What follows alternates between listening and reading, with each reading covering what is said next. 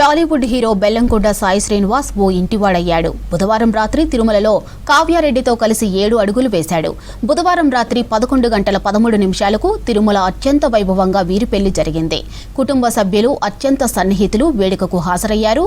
Telangana deputy CM Bhatti Vikramarka, TTD chairman BR నాయుడుతో పాటు పలువురు ప్రముఖులు హాజరై నూతన వధూవరులను ఆశీర్వదించారు. రేపు హైదరాబాద్లో వీరి రిసెప్షన్ ఏర్పాటు చేశారు.